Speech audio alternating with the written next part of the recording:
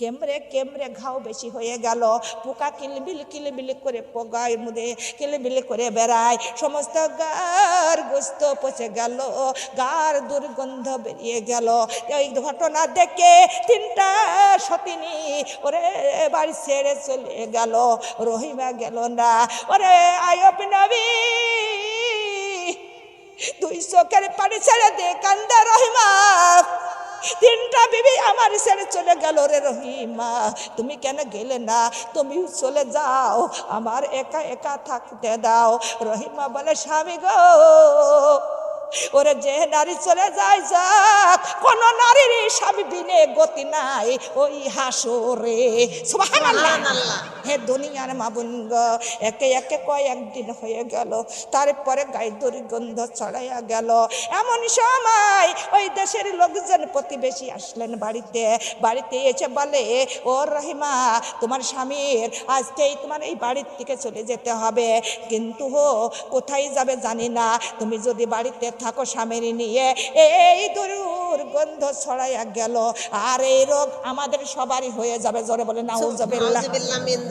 হে দুনিয়ার মা বোন গো, রহিমা বলে আর 2টা দিন সময় দাও, দেখে শুনে চলে যাব। জালিমরা বললেন না না, সময় দেওয়া যাবে না, এই রাতের অন্ধকারে তোমার চলে যেতে হবে।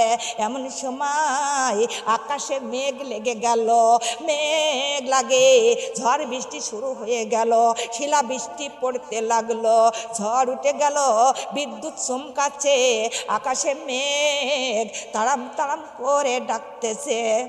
রহিমা বলে এই ঝড় বৃষ্টি আর এই শিলা বৃষ্টির মধ্যে আমি আমার স্বামী নিয়ে কোথায় যাব? তোমরা একটু সময় দাও, সকাল হলে চলে যাব।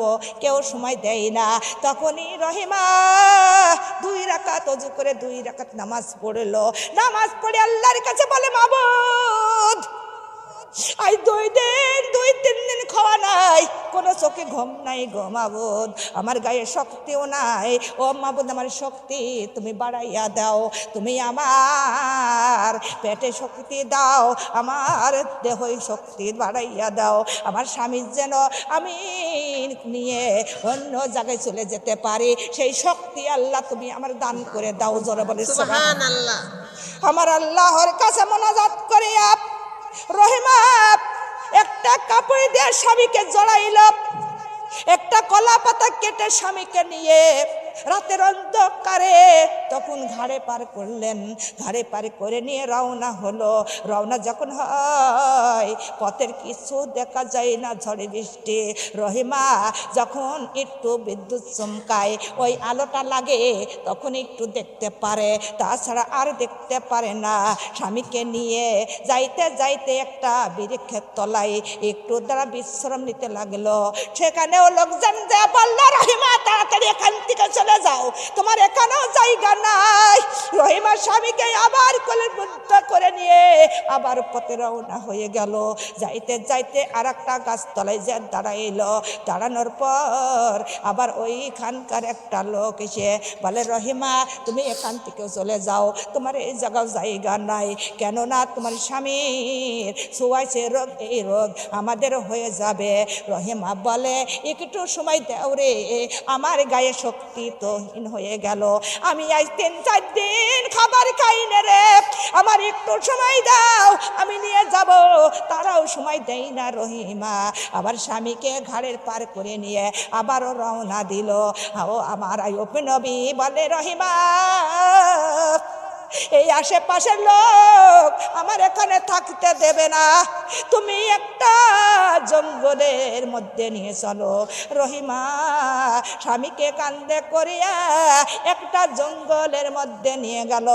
আশেপাশে কোনো জায়গা, কোনো মানুষের সারা শব্দ নাই। ওখানে নিয়ে যায় রহিমা কিছু লতা পাতা দিয়া একটা কুড়ে ঘর বানাইলো, বানাইয়া রহিমা ওই কুড়ে ঘরের মধ্যে থাকতে লাগলো। ও দুনিয়ার মা বোন গো, আহার নাই, নিদ্রা নাই, ঘুম নাই। ও দুনিয়ার মা বোন, কিছু টাকা ছিল, স্বর্ণের মোহর ছিল, তাই দিয়ে কিছুদিন কেটে গেল।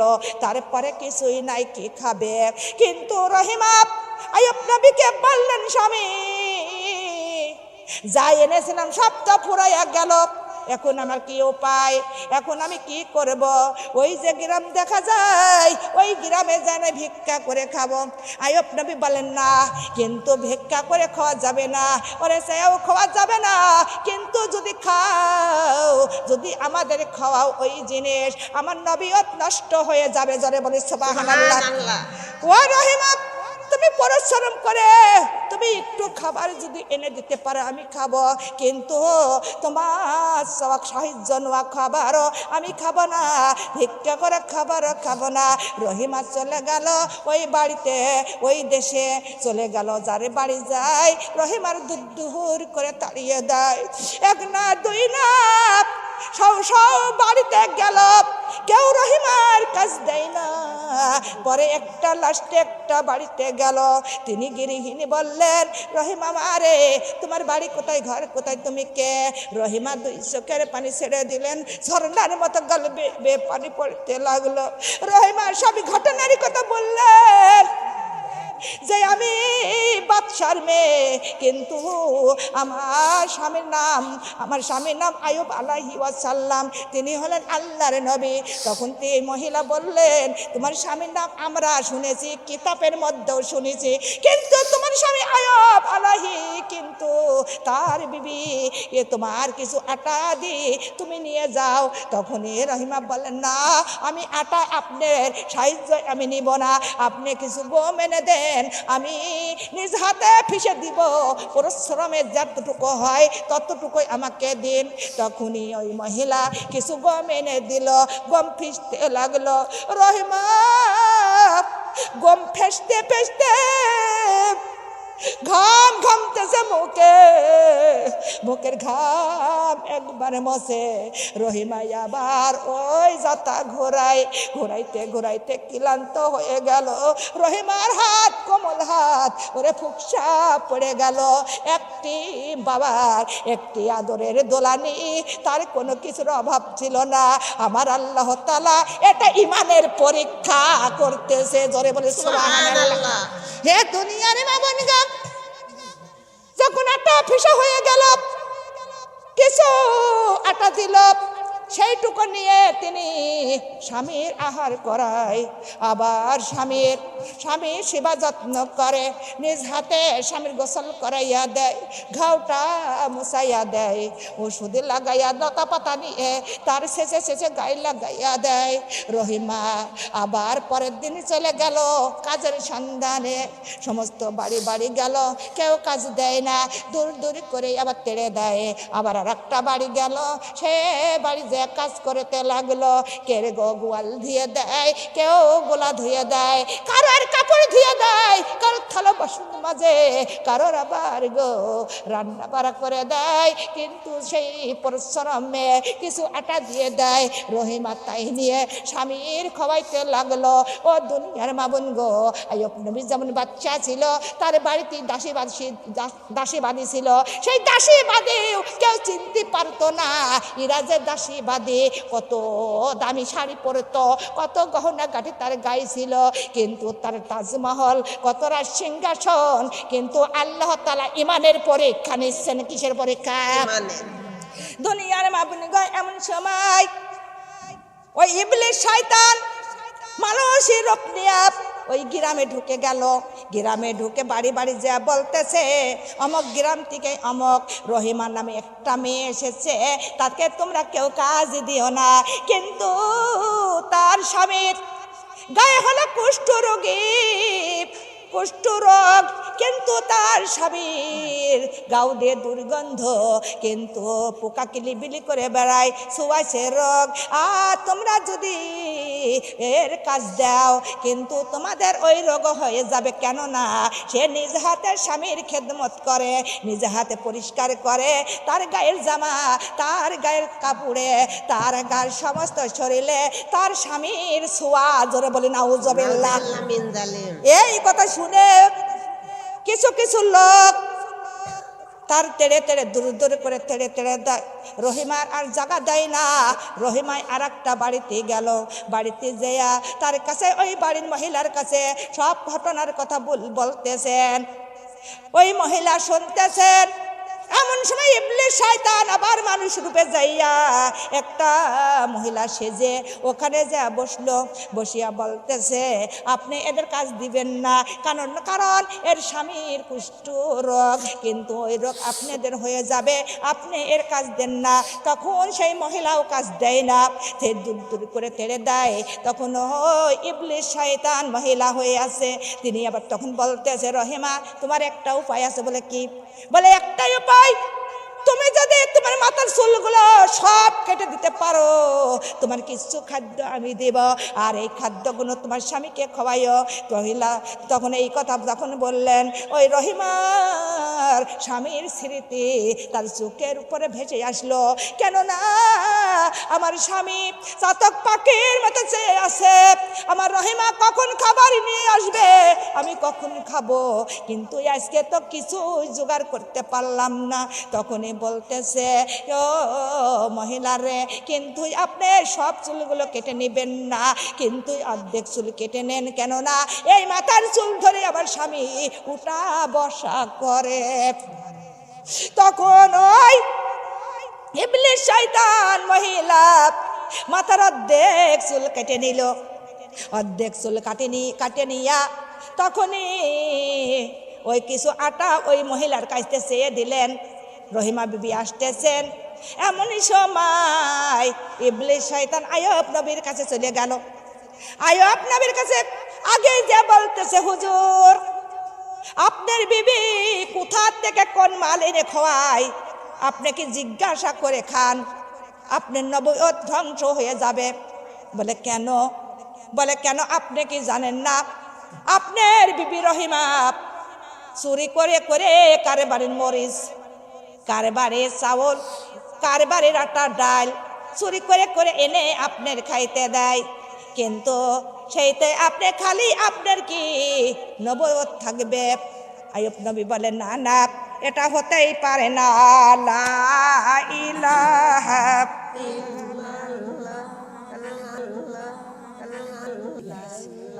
কালিমা লা ইলাহা ইল্লাল্লাহ। উঠিল বেলা ডুবিয়া গেল, উঠিল বেলা ডুবিয়া গেল, হইয়া গেল আমার অন্ধকার, হায়াতে রিজিক ফুরাইয়া গেল, কবরে ডাকে আমার বারে বার।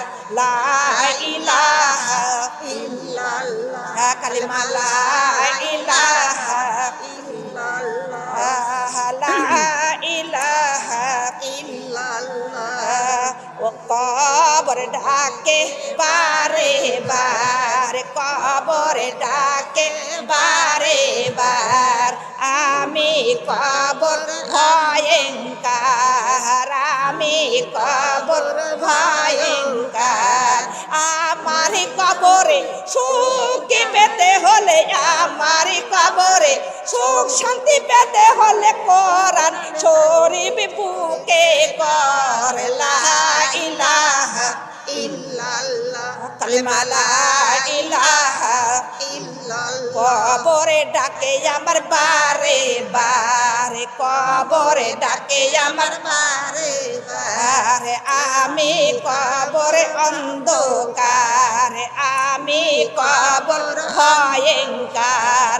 আমার কবরে সুখী শান্তি পেতে হলে, আমার কবরে সুখী শান্তি পেতে হলে 5 ওয়াক্ত নামাজ সঙ্গে কর। লা ইলাহা ইল্লাল্লাহ কালিমা লা ইলাহা ইল্লাল্লাহ কবরে ডাকে আমার বারে বার কবরে ডাকে আমার হাজার বার আমি কবরে পোকে জোকের ঘর আমি কবরে সাপ বিছুর ঘর আমার কবরে সুখী শান্তি পেতে হলে আমার কবরে সুখী শান্তি পেতে হলে কোরআন হাদিসের সঙ্গে কর লা ইলাহা ইল্লাল্লাহ কালিমা লা ইলাহা ইল্লাল্লাহ কবরে ডাকে আমার বারে বার কবরে ডাকে আমার হাজার বার আমি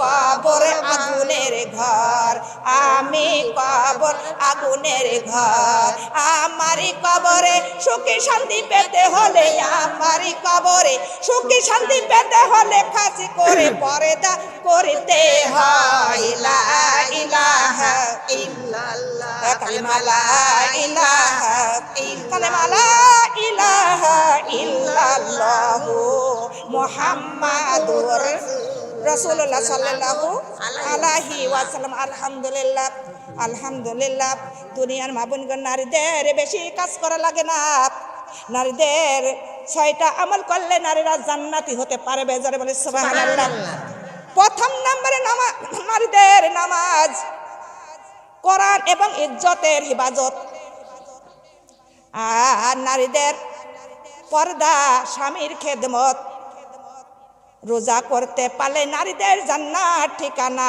জোরে বলে সুবহানাল্লাহ দুনিয়ার মা বোনগণ আইয়ুব আলাইহি ওয়াসাল্লাম আর তার বিবির নাম ছিল হযরত রহিমা রহিমার বাবা ধনী বড় লোক ছিলেন বাদশাহী তিনি বাদশাহ ছিলেন তার কন্যা একমাত্র কন্যা আইয়ুব আলাইহি ওয়াসাল্লামের সঙ্গে বিবাহ দিলেন আইয়ুব আলাইহি ওয়াসাল্লাম তার আরো 3টা বিবি ছিল কয়টা বিবি 3টা বিবি ছিল তারপরে যখন রহিমার বাবা আইয়ুব আলাইহি ওয়াসাল্লামের কাছে যখন কন্যার বিবাহর প্রস্তাব দিলেন তখন আইয়ুব আলাইহি ওয়াসাল্লাম বললেন কিন্তু আপনি যে আপনার কন্যার বিবাহর প্রস্তাব দিচ্ছেন কিন্তু আমার তো আরো 3টা বিবি আছে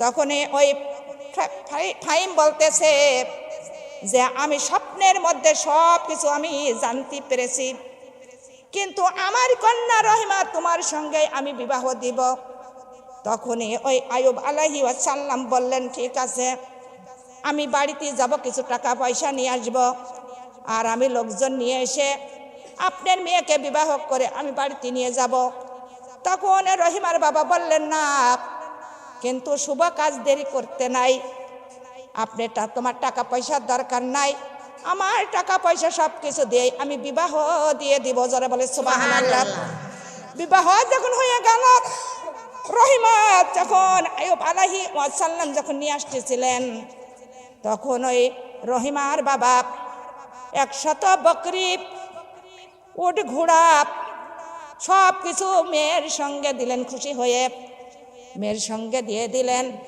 আইয়ুব আলাইহি ওয়াসাল্লামের কোনো তার অভাব অনটন ছিল না তিনিও একটা বাচ্চা কিন্তু আল্লাহ তাআলা তার কোনোদিন অভাব অনটন রাখি নাই রাজ সিংহাসন তার পাল গরু তার বকরি ভেড়া মহেশ তার কলকারখানা তার কোনো তার অভাব অনটন ছিল না কিন্তু এমন সময় বিবাহ করে তার সতিনীর ঘর করতে লাগলো রহিমা এমন সতিনীর ঘর করে তার দাসীরা কাজ করতে যায় হাতের থেকে কাজগুলো কেড়ে নিয়ে নিজেই করতে শুরু করে দেয় 3টা সতিনের সেবা যত্ন করে তার মধ্যে স্বামীর সেবা যত্ন করে জোরে বলি সুবহানাল্লাহ সবার সেবা যত্ন করে রহিমা সারা রাতে আল্লাহর ইবাদতে রাত কাটায় দুনিয়ার মা বোন গো সেই রহিমা একমাত্র আদরের দোলানি ছিলেন তার বাবার একদিন আইয়ুব আলাইহি ওয়াসাল্লাম বলতেছেন রহিমা তুমি এত কাজ করবে কেন করো তুমি একমাত্র আদরের দোলানি তুমি কোনোদিন কি কাজকর্ম করেছো? রহিমা বলে, এমন কথা বলবেন না, নারীদের কাজই হলো বড়, কিন্তু নারীদের কাজ করতে হয়, কাজ না করলে নারীর সম্মান থাকে না। নারীরা সম্মানিত, কি নারীরা সম্মানিত, নারীরা কাজ না করলে তার কোনোদিন কেউ ভালো বাসে, জোরে বলেন। তাই রহিমা বলে, নারীরা হলো কাজ করবে, কাজ হলো সম্মান, আর কাজ যে করে সেই সম্মান বেশি বেশি আরো পায়। জোরে বলি সুবহানাল্লাহ। দুনিয়ার মা বোন এমন ভাবে কাজ করে, কিন্তু একদিন আইয়ুব আলাইহিস সালাম বসে আছেন, এমন সময় ফেরেশতারা আল্লাহর কাছে বলতেছেন, আল্লাহ, কিন্তু আপনার বন্ধু আইয়ুব আলাইহিস সালাম তার এত ধন সম্পদ দিছেন, এত বাদশাহী দিয়েছেন, কত রাজ সিংহাসন, তার অভাব অনটন রাখেন নাই, কিন্তু তার এত কিসের জন্য দিয়েছেন অপূর্ণ? আল্লাহ তাআলা বলতেছেন, ফেরেশতা দেখো আমার বন্ধু আমার কিভাবে ইবাদত করে, সারা রাত আল্লাহর ইবাদতে রাত কাটায় আইয়ুব আলাইহিস সালাম। তার বিবি রহিমাও সারা রাত ধরে আল্লাহর ইবাদতে রাত কাটাইয়া দেয়। হে দুনিয়ার মা বোন গো, কিন্তু তখন ফেরেশতারা বলতেছেন, আল্লাহ, আপনি এত ধন সম্পদ দিয়েছেন, কোনো অভাব অনটন রাখেন নাই, তাই আপনার আইয়ুব, আপনার বন্ধু আপনার ইবাদত করে, তাছাড়া করতো না। কিন্তু তখন আল্লাহ বলেন, ও ফেরেশতা দেখো, আমার বন্ধু আমার সব যদি চলে যায়, কিছু যদি না থাকে, আমার বন্ধু আমার আইয়ুব আমার কোনোদিনও ইবাদত ভুলবে না, আমার কোনোদিন মহব্বত ছাড়বে না। এ দুনিয়ার মা বোন গো, এমন সময় বলতে না বলতে হঠাৎ করে এক দল রাখাল এসে বললেন, হুজুর, আপনার উট বকরি গরু আপনার সব কিছু বৃষ্টিপাত হয়ে ঝড় হয়ে কিন্তু সব মারা গেছে। আইয়ুব আলাইহিস সালাম বললেন, ইন্না লিল্লাহি ওয়া ইন্না ইলাইহি রাজিউন। আল্লাহর মাল আল্লাহ নিয়ে গেছে, আমার দুঃখ করার কোনো কারণ নাই। আল্লাহ আমার কাছে আমানত দিয়েছিলেন, আল্লাহ মাল আল্লাহ নিয়ে গেল, আমার সেই তাতে দুঃখ প্রকাশ করার কোনো দরকার নাই। এমনই সময় পরের দিন আবার লোকরা এসে আইয়ুব আলাইহিস সালামের সামনে এসে থরথর করে কাঁপা শুরু করলেন। আইয়ুব আলাইহিস সালাম বলতেছেন, তোমরা চুপ করে কেন বসে আছো, দাঁড়াইয়ে আছো, কোনো কথা বলো না, কি হয়েছে? তারা বলতেছেন, হুজুর, আপনার সমস্ত কল কারখানা সব আগুনে পুড়ে গেছে। তখনই আইয়ুব নবী বললেন, ইন্না লিল্লাহি ওয়া ইন্না ইলাইহি রাজিউন। আল্লাহর মাল আল্লাহ নিয়ে গেছে, আমার কাছে জিম্মা দিয়েছিল, তার মাল সে নিয়ে গেছে, আমার দুঃখ করার কোনো প্রয়োজন নাই। এ দুনিয়ার মা বোন গো, তখন ইবলিস শয়তান আল্লাহর কাছে বলতেছে, আল্লাহ, তোমার আইয়ুবের আমি ঈমান নষ্ট করে দেব। তখনই আল্লাহ বললেন, ইবলিস, তোর ক্ষমতা দিলাম, আমার আইয়ুবকে তুই ঈমানটা নষ্ট করে দেখ পারিস কিনা। কিন্তু ইবলিস শয়তান চলে আসলো, আসিয়া তখন আইয়ুব আলাইহিস সালামের কাছে মানুষ ভেসে বসলেন, বসিয়া বলতেছে, হুজুর, আপনার এত কিছু নষ্ট হয়ে গেল, গরু ছাগল সব মারা গেল, আপনার কলকারখানা সব ধ্বংস হয়ে গেল, এখন ওকে সেই আল্লাহর ইবাদত করবেন, সেই আল্লাহর এখন ওকে ইবাদত করবেন। তখনই আইয়ুব আলাইহিস সালাম বলতেছেন, আল্লাহ আমার কাছে সব জিম্মা দিয়েছিল, আল্লাহ মাল আল্লাহ নিয়ে গেছে, তাতে আমার দুঃখ করার কোনো প্রয়োজন নাই, আমি আল্লাহর আরো মন ভরে বেশি বেশি ইবাদত করতে পারবো, এ তার আর কোনো আমার টেনশন আর নাই। জোরে জোরে বলে সুবহানাল্লাহ। আর টেনশন আছে ধন সম্পদের, গরু ভেড়ার, কিছুর টেনশন আর নাই, আমি আর আল্লাহর ইবাদত আর মন ভরে করতে পারবো। সুবহানাল্লাহ। ইবলিস শয়তান তখন বলতেছে, মনে মনে বলে, এর তো তাহলে আমি ঈমান হারা করতে পারবো না, আমি আল্লাহর কাছে লজ্জিত হয়ে যাব। কিন্তু আইয়ুব আলাইহিস সালাম বসে আছে, এমন সময় তার 3টা বিবি একটা ঘরে শুয়ে আছে, ঘুমিয়ে আছে। রহিমাই একটা ঘরে আল্লাহর ইবাদত করতেছে, আর একটা রুমের ভিতরে তার সন্তানগুলো শুয়ে আছে, ঘুমিয়ে আছে। ওই 3 বিবি ছিল, 10টা সন্তান, 7টা ছেলে আর 3টা মেয়ে। আর রহিমার হয়েছিল 2টা পুত্র। যত হইল কয়টা জোরে বলেন? 12টা সন্তান শুয়ে আছে। এমন সময় ইবলিস শয়তান মানুষ রূপে এসে দেওয়ালটা ধাক্কা মারে তাদের গার পার ফেলে দিল। আর 10টা 12টা সন্তানই তখন ওই মাটি চাপা পড়ে মৃত্যু হয়ে গেল। যখন মৃত্যু হয়ে গেল, 3টা বিবি চিৎকার মারলেন। মারা শুনে তাও রহিমা কিছুই জানে না, তিনি মগ্ন আছে কার ধ্যানে আছে? কথা বলেন, আল্লাহর ধ্যানে। কোনো দিকে তার খেয়াল নাই, কোনো দিক তার কান নাই, শুধু আল্লাহর ধ্যানে বসে আছে, আল্লাহর ইবাদত। তখনই চিৎকার মারতেছেন। এইদিকে রহিমার ইবাদত শেষ হয়ে গেল। এসে বলতেছে, আপনারা চিচামেচি করতেছেন, কি হয়েছে? বলে, তুমি কি কিছুই জানো না? দেওয়াল পড়ে আমাদের 12টা সন্তান মৃত্যুবরণ করলে তুমি কি কিছুই জানো না? রহিমা বলে, না, আমি তো কিছুই টের পাই নাই।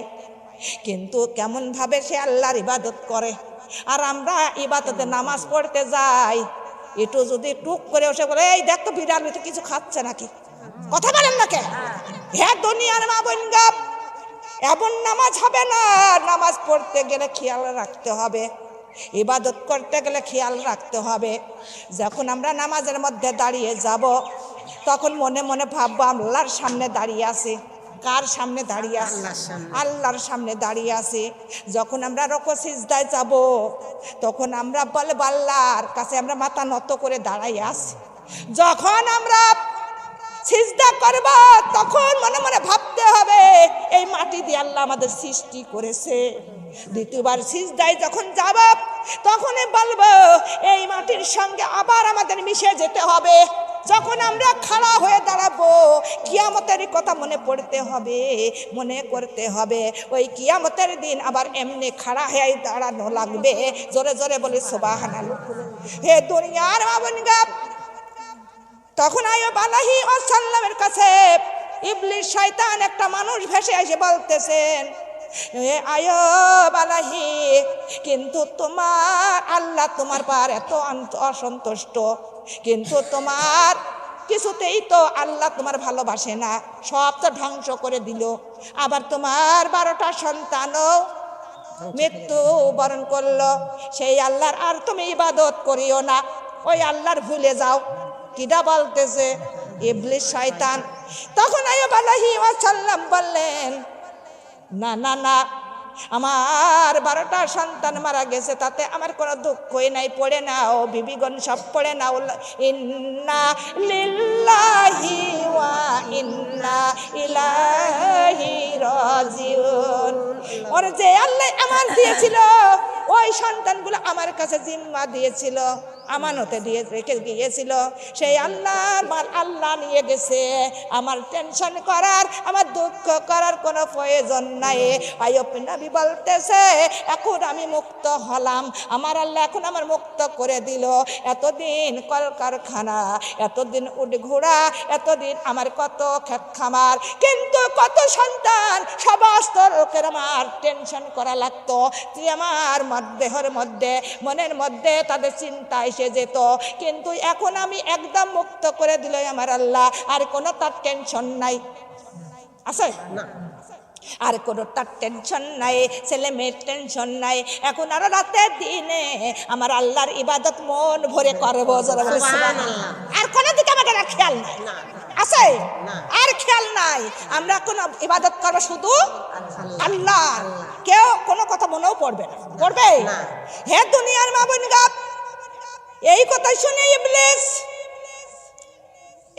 ফু দিলেন, কানের মধ্যে একটা ফু দিয়ে চলে গেল। আইয়ুব আলাইহি ওয়াসাল্লাম ওই রাতের মধ্যে গায়ে জ্বর এসে গেল। জ্বর এসে গেল, তার গাওটা ফুলে গেল, তার গাওটা ফুলে যাচ্ছে। আবার এমনকি ফুসরাপ ফট বেরিয়ে গেল। ফট যখন বেরিয়ে যায়, কিন্তু ওই ফটে দিয়ে পুজ বাড়াইতে লাগলো। একদিন দুই দিন যায়, কেমরে আরো তার রোগ বৃদ্ধি হয়ে যায়, ঘাও হয়ে গেল, ঘাড় মধ্যে পোকা কিলিবিলি করে বেড়াইতে লাগলো। গরম সমস্ত শরীর ফুলে গেল, বেতা গায়ে জ্বর। ইবলিস মনে করে এবারে মনে হয় ইমান হারা করে দেব।